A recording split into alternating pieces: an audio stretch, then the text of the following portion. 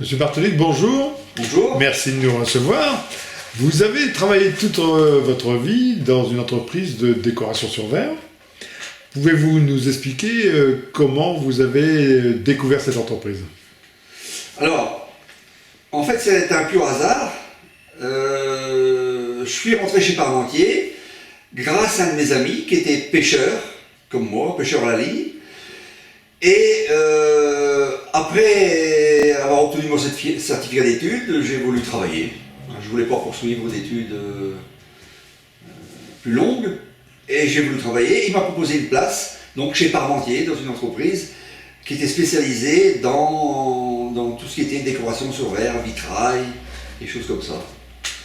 Voilà, donc j'étais embauché. Mon premier poste, c'était coupeur de verre. Donc là, j'ai coupé du verre du matin au soir pendant quelques années. Donc je suis rentré chez Parmentier en janvier 72, exactement le 19 janvier 72. Et je suis rentré, donc il y avait un poste de coupeur de verre qui s'était libéré, et puis j'ai pris ce poste, puis j'ai travaillé là jusqu'en 2010.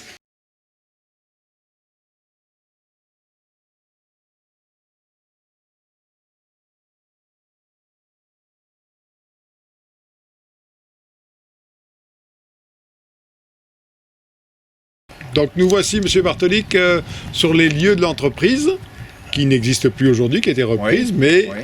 Petite séance nostalgie. Voilà. Alors, l'entreprise, il y avait plusieurs bâtiments. Ce que vous voyez ici, c'est un des plus vieux bâtiments où on a commencé en 70 notre activité. Donc l'atelier de production était concentré ici, sur ce bâtiment-là. Ensuite, dans les années 90, nous avons fait un tout nouveau bâtiment qui nous a permis de concentrer l'ensemble de la production. En fait, c'était plus facile, c'était plus gai, il faisait beaucoup plus clair, le bâtiment était beaucoup plus fonctionnel. On voit donc des bâtiments énormes, mais qu'est-ce qui justifiait que cette entreprise avait besoin d'autant de place? Alors, il faut savoir que dans les années 80, nous étions une trentaine de personnes sur le site, ici à Luin. Et nous faisions rentrer 20 tonnes de verre par mois. Oui, c'est Donc beaucoup ça. on avait besoin d'une grande aire de stockage. Et ce qui fait que là, ce bâtiment-là, il est équipé d'un pont. On pouvait décharger facilement le verre et puis après, de là, soit le vendre directement chez les miroitiers, ou alors l'utiliser en production de vitraux, de vitrage décoratif. Donc vous avez été embauché en 1962 chez Parmentier en tant que coupeur de verre. Tout à fait. Comment avez-vous appris à couper le verre? Est-ce que c'est difficile? Est-ce que ça nécessite des capacités particulières? Alors, je savais, quand je suis arrivé chez Parmentier, je ne savais pas du tout couper. J'ai appris sur le tas. J'ai eu de la chance d'avoir des bonnes personnes qui m'ont bien appris, qui étaient patients avec moi. Et comme je suis assez manuel, j'ai appris relativement rapidement. Quels sont les outils qui sont nécessaires? Alors, on a des outils, bon aujourd'hui ici je vais vous montrer l'outil actuel. En fait c'est une roulette, on appelle ça une roulette, une moulette, avec une réserve de pétrole. Hein, comme je ne sais pas si vous le savez, pour bien savoir couper du verre, il faut toujours bien lubrifier l'outil. Et ici vous avez un outil actuel qui coupe très bien. C'est une roulette qui peut couper des milliers et des milliers de kilomètres de verre sans problème et sans changer. Voilà, alors on va couper un petit morceau pour montrer un peu comment ça se passe. Hein. C'est pas dangereux Voilà. ça? Bah écoutez, le verre, quand on arrive à l'apprivoiser, c'est pas dangereux. Il suffit d'avoir les bons gestes, de le prendre correctement, de toujours faire attention, bien sûr. Il faut faire attention, c'est pas dangereux. Bon, il arrive qu'on se coupe, hein, c'est sûr, hein, mais moi, en presque 40 ans de métier, j'ai pas eu vraiment de grosses coupures.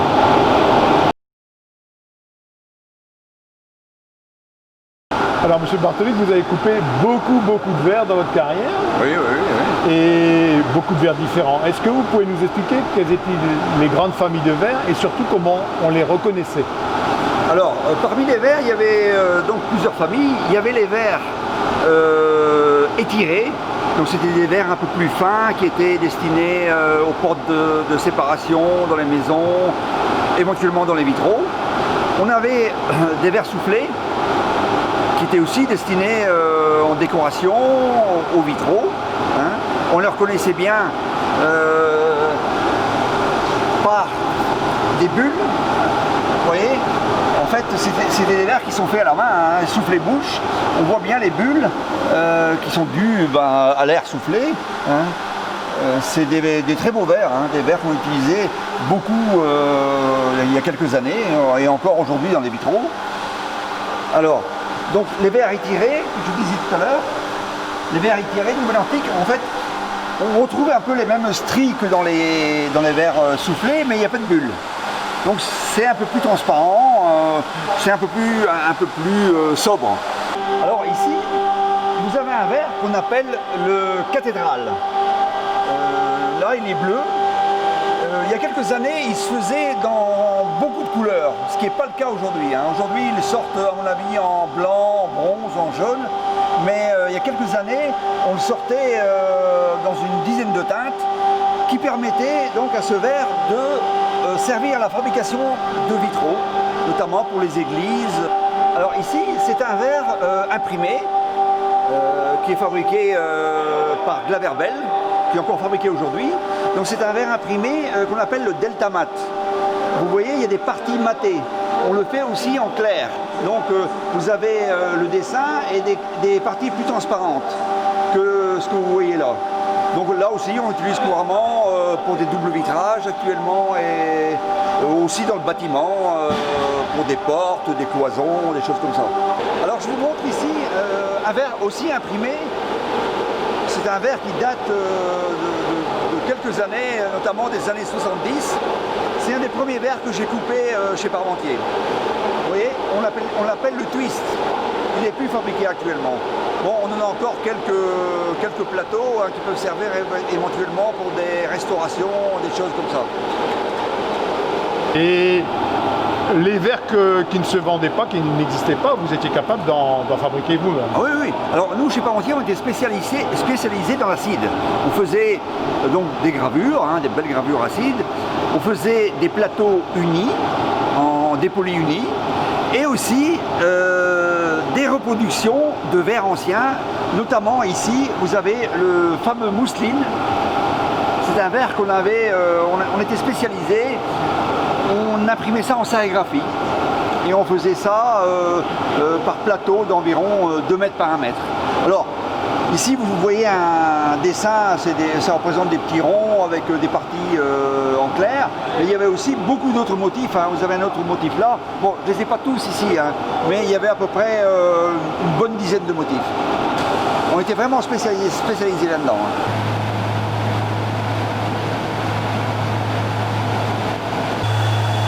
Il va montrer sur l'écran ce qu'il coupe.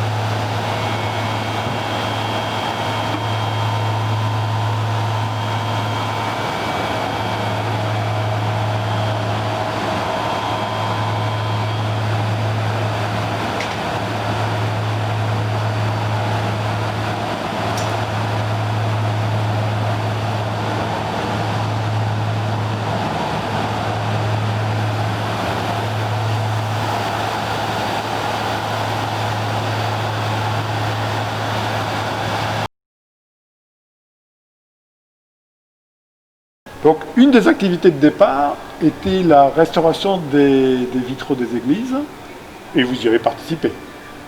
Oui, alors au départ de la création de Parmentier, on a fait beaucoup de restauration d'églises, grâce surtout à donc l'entreprise L'Argilier que M. Parmentier a racheté au début des années 70, qui nous a formés sur la réalisation de vitraux d'église.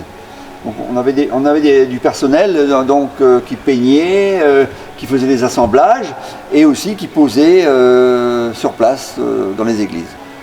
Donc peu à peu, on a abandonné les restaurations d'églises et on s'est plus dirigé vers des vitraux de création.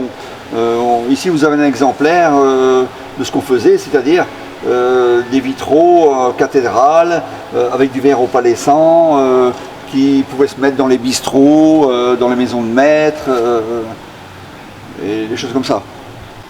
Alors, un de nos plus grands clients dans la région, c'était la société Roche à Calais, qui était spécialisée dans l'agencement de bistrots, de pubs. Et on a travaillé notamment dans la réalisation des vitraux pour les pubs pizza, les pubs au bureau qui sont dans la métropole lilloise. Les vitraux étaient faits chez Parmentier.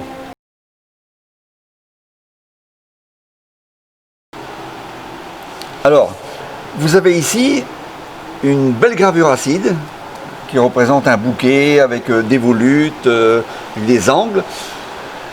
Alors chez Parmentier, on était fiers en fait d'avoir à notre actif la réalisation de gravures acides.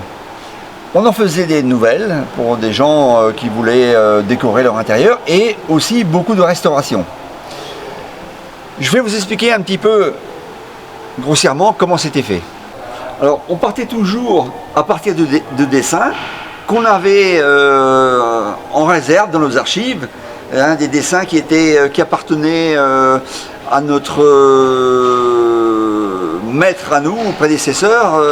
Celui qui nous a appris le métier, c'était M. Poels, qui était sur l'île, et on a racheté donc son activité avec tous ses dessins, tous ses planches, qui permettent de faire des gravures acides. Alors la technique qui était employée, c'était différentes passes d'acide. Donc la première, c'était un matage uni. Donc on protégeait toutes les parties qu'on voulait garder en clair et on passait dans un bain d'acide à dépolir. C'était la première étape. Ensuite, pour avoir des tons différents, on travaillait avec un autre acide qui était de l'acide à graver. On protégeait toujours la partie claire et quelques parties qu'on voulait garder en dépoli dans le motif. C'est ce que vous voyez en blanc. Donc une fois la protection faite, on passait dans un acide à graver, donc on éclaircissait toutes les parties qu'on voulait. Alors la deuxième passe effectuée, on voulait encore donner un ton supplémentaire, c'est-à-dire ce que vous voyez ici en fort clair. Donc on reprotégeait l'ensemble du motif et on gardait ouvert, c'est-à-dire pas protégé, les parties qu'on voulait graver encore en profondeur.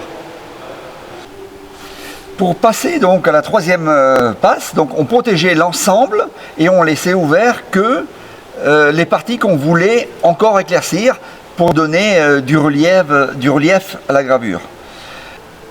Alors pour réaliser ces merveilleux verres qui décoraient les maisons de maître chez nous sur la métropole lilloise, quels étaient les produits que vous utilisiez?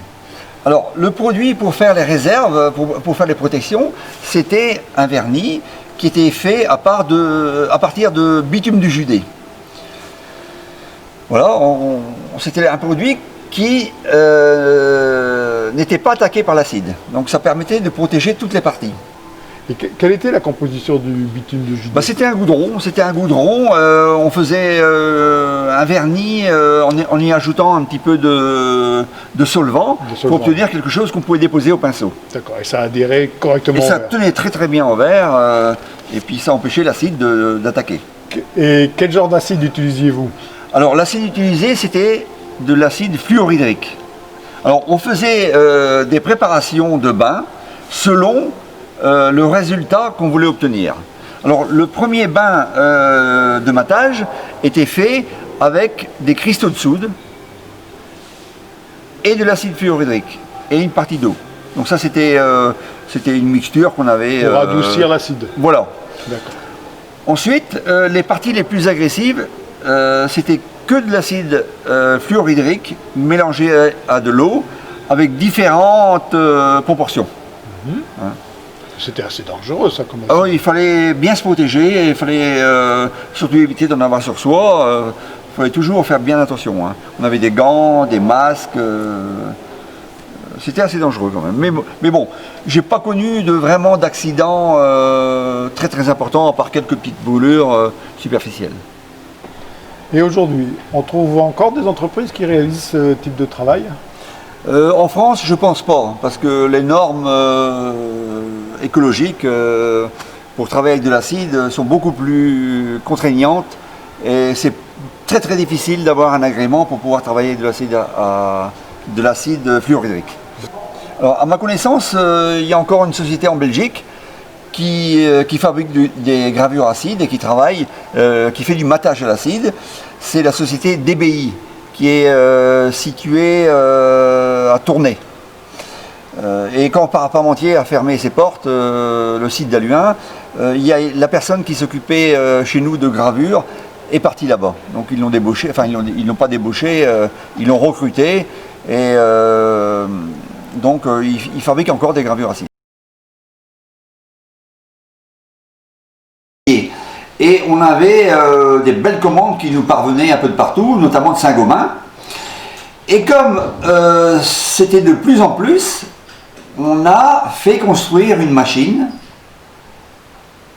par donc des mécaniciens et on s'est fait aider par un ingénieur de Saint-Gobain qui nous a aidés pour faire une machine à sablé et qui était à plat.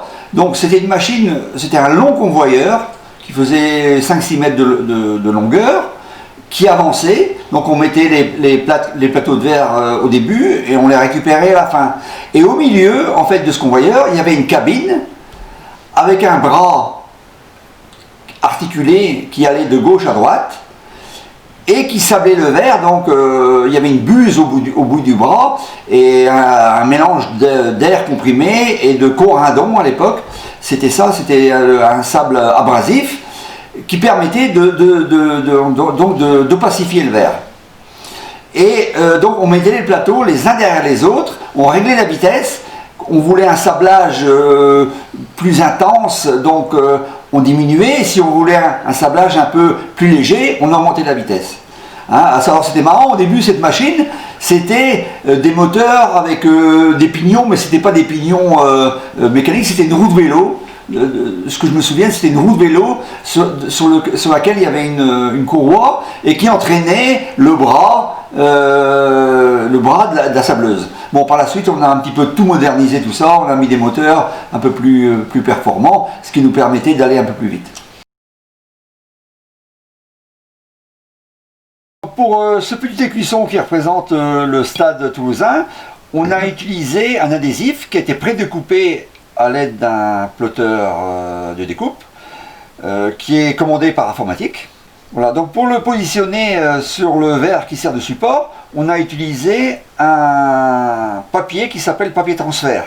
Donc ça aide en fait au collage de l'adhésif sur le verre et ce qui permet en fait que tous les éléments qui ont été découpés restent ensemble. Alors le problème avec ces adhésifs, c'est que les éléments risquent de ne pas rester en place si on n'utilise pas le papier transfert. Alors avant de coller donc le motif sur le verre, on utilise le papier transfert qui permet aux éléments donc de tous rester en place au moment du collage. Alors maintenant on va passer dans la cabine de sablage. Donc c'est un mélange d'air comprimé et de sable, le sable qui s'appelle du corindon, qui va attaquer toutes les parties qui ne sont pas protégées par l'adhésif.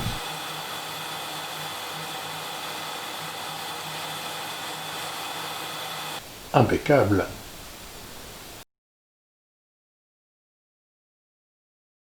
Voilà, vous avez un bel exemple de verre décoratif qu'on faisait à partir du verre sablé. Donc ça s'appelle du verre givré. Alors la technique c'était d'enduire un morceau de verre sablé, donc ça pouvait être du verre incolore, du verre de couleur. On l'enduisait d'une colle d'os, de poisson, partout, bien uniformément. Ensuite, on mettait tous ces plateaux, enfin ces plaques de verre, dans une étuve. C'était une pièce qu'on avait aménagée à cet effet, avec en fait une source de chaleur. La chaleur devait avoisiner à peu près 50-60 degrés. Et à la chaleur, et donc la colle, elle craquelait. Et en craquelant, elle tenait en fait au sablage et elle arrachait des morceaux de verre.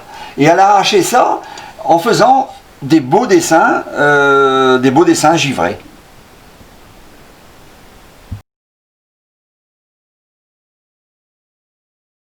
Alors comme on était performant donc dans le sablage sur verre, on a vite associé le sablage au laquage.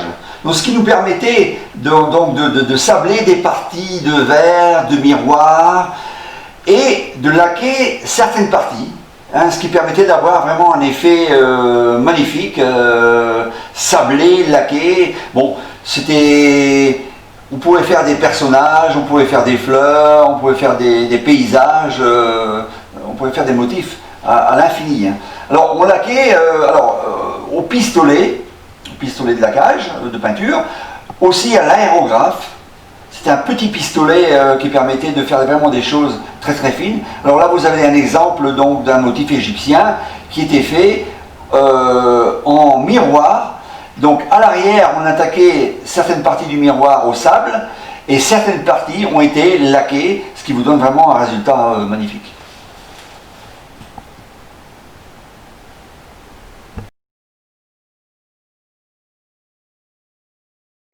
Alors, donc sablage, laquage, et aussi ce qu'on était performant chez Parmentier, c'était dans la sérigraphie. Alors on imprimait en fait du verre à plat. On avait une machine pour ça, une grande machine qui nous permettait d'imprimer des verres qui faisaient plus de 2 mètres, 2 mètres 50 de long, sur plus d'1 mètre de large. Donc la sérigraphie, ça se faisait à l'aide d'écrans, de grands écrans de soie, qu'on faisait insoler donc selon les motifs qu'on voulait obtenir. Hein. Alors tout ça c'était fait au départ par une composition informatique de motifs.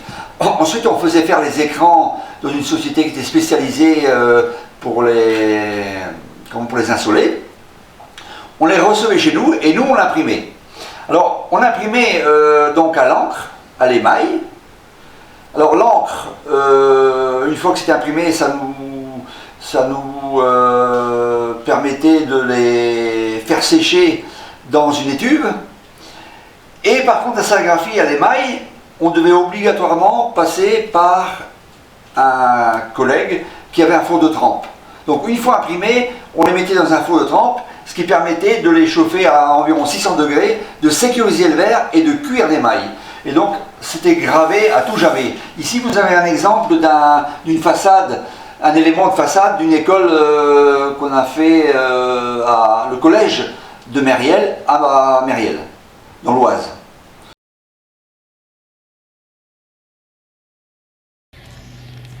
Nous sommes ici devant l'école maternelle La Fontaine de Bousbecq et c'est vous qui avez réalisé cette magnifique façade verrière avec les dessins des enfants. Voilà, donc cette façade a été réalisée dans les années 2000. Hein, ce que vous voyez, en fait, la technique, c'était un petit peu une prouesse à l'époque, c'était de l'impression sur des grands formats de verre, de l'impression numérique avec des encres UV.